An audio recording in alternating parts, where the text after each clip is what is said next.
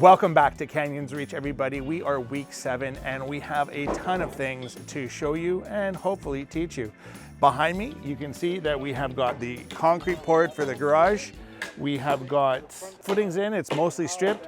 We've got our hold downs already embedded into the concrete, which is a lot cheaper than using the ones that you got a hammer drill in. The slab height on the inside here, which is what I was just talking to Darren about, was our slab will be roughly here, right?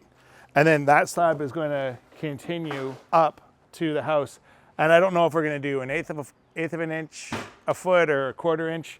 But we do want to have some slope. Like, I mean, in your garage, right?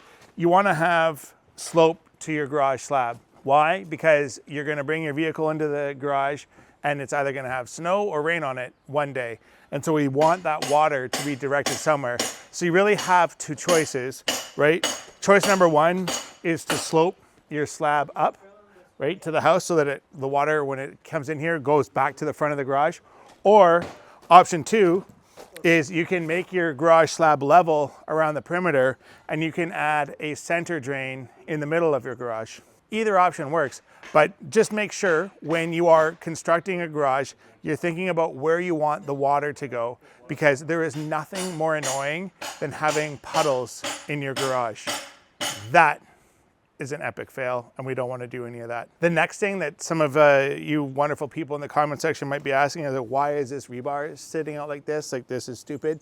Well, it isn't, but well, it looks stupid right now, but basically what's going to happen is somebody that's stronger than me and has gloves on probably is going to bend this rebar over, and this rebar is going to tie into the garage slab that gets installed here. And so that will tie everything together and make sure we are locked and loaded, and that the front of the garage is great and the slab inside the garage is great.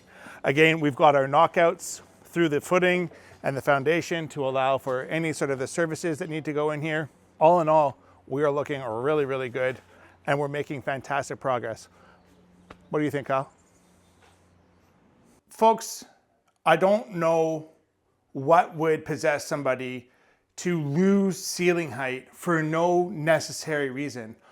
All of the water pipes, all of the drainage, all of the electrical that has been, in my opinion, lazily mounted beneath the floor joists could have been put inside of the floor joists, and we would be getting, or they would have, when this was done, got 12 inches more of ceiling height in this space. I don't understand it. I don't get it. It doesn't make sense in my brain, and my brain's pretty good at making sense of things. This is dumb. We're gonna fix it. We're gonna get rid of this drop, and I think, from what I understand from the plumbers and the project manager, we should be able to eliminate all of this. Maybe we'll end up with a small drop, like an inch and a half, but I don't think we're gonna need anything. All of this drainage comes to a Y above you here, right? If this drain came all the way back, and that, if the Y was just done back here, where there's already stuff going on over here, all of this drainage could be in the joist cavity. Like, this is just dumb. It is so dumb, I'm offended by how dumb it is.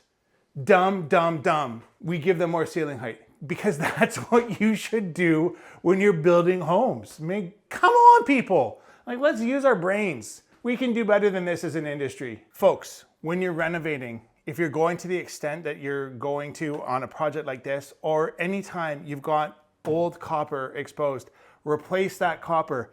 Come at me in the comment section. I want to hear it, but you're wrong. Get rid of this copper. This is going to cause a leak, right? We've got old copper on both sides here. At least I had the presence of mind to put some insulation on it.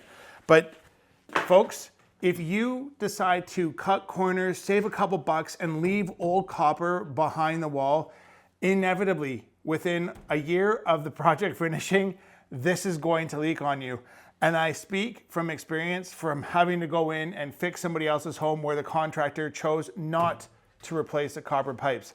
It leaked and we had to undo and redo a brand new renovation. Spend the extra bucks, get the stuff behind the wall right, so you're not gonna have a problem in the future. You'll thank me later, I guarantee it. We'll make sure we tag you on this one. Don't do that, home inspections, buddy.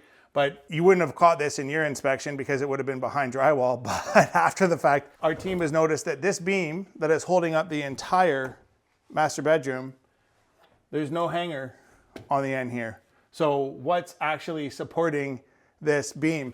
And for all of you couch contractors out there, armchair quarterbacks, whatever you want to call yourselves, this beam ends right here. This is the end of the beam right here, right? So it's not like this beam goes through and is sitting on top of something. This is missing a beam hanger. That is a major miss and a major no-no. I talk about it a lot in our content, and if you're looking for a professional quality finished product, you really do need to use resilient channel on all your ceilings. And the reason being is no matter how hard you try, by the time you have your joists and your joist hanger, and then you got your beam or whatever else, there is always going to be some sort of height differential between the bottom of the joist hanger and the beam and other things throughout the home. So there's really no way to quickly and intelligently make sure that you don't run into these problems. The only thing that you can do is apply resilient channel to the bottom of your ceilings, and that will force the drywall below these things, thus leaving you with a beautiful flat ceiling. And that is how you do things the right way. Okay, so we are back on the inside of the home, and this is as far as we can go inside of the home. You'll recall last time we were here, there was still some more abatement work to be done. So the abatement crew has got their hoarding set up and ready to go. And so it just gives you an idea of like what goes into getting this sort of stuff set up. Now, I believe the entry to the abatement area, I don't actually know where the entry to the abatement area is. Maybe it's around the back. But Kyle, I mean, look at how everything is taped off here. Everything is like, I mean, it's not hermetically sealed, but it's pretty airtight, right? And so this is gonna be what keeps any sort of nastiness from escaping where they're doing the demolition work into the rest of the home. And that's what keeps everybody safe today and tomorrow. DNV Stormwater Lunacy, take I don't know how many. Okay, so right now I am standing on a future sump. Now, this is a home that has been here for a long time. All we are doing to this home is adding a little bit of garage to the front of the home. I don't actually really care what we're doing. Like, the fact that we're being forced to do this stuff is just so absurd. Anyways, we're now collecting all of the stormwater from this house, and it's going to come to this sump. From this sump, it's going to go to here. And then it's going to come to here, but we're not done yet. We keep going. And then we got to get all the way down here, and this is where we need to dig a big hole, fill it full of gravel, and then bring all of that rainwater and stormwater down to this location where there will be a massive gravel pit here, and then this water will percolate out into the stream. So how much does this cost, you ask? A shitload. How much time did it take to get the drawings and the engineering, geotechnical engineer, civil engineer, engineering from the DNV department, back and forth?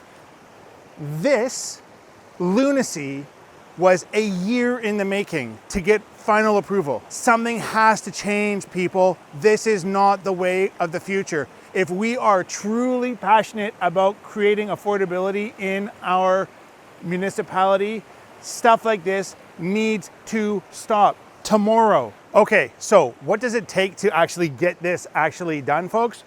1, 2, 3, 4, 5, 6, 7. Just to get down the hill, 70 feet of 6-inch PVC pipe to get down here. Whereas we could have rerouted it to the front of the home. We could have used some sort of drain field at the top of bank here. We've got all of these trees supporting everything. We do a nice flat horizontal drain field up there. Lots of area for the water to percolate up there. Guys, we need to stop doing things like this and adding cost and complexity to what should be a simple project. I don't care if you're building a new home or doing a renovation, forcing the residents into this kind of ridiculousness, like, tell me that it makes sense. You tell me. I invite you, anybody on the district council or anywhere else for that matter, if you want to see in real time, in real life, the ramifications of your decisions, my phone is always on and I always welcome it.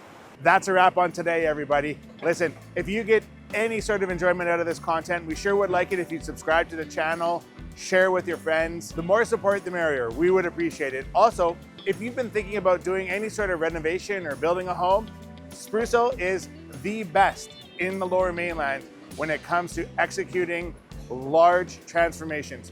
That is what we do all day, every day. The systems and everything that we've developed, literally, we are second to none. Honest to God, we're amazing. Phone us, call us, find us on the web. Phone over here, web over there, reach out. We won't be undersold. Okay, no, I'm not gonna do the furniture warehouse guy. But anyways, I really appreciate you taking the time to watch our content. Again, thank you for watching, stay awesome, and we'll catch you on the next one. Bye now.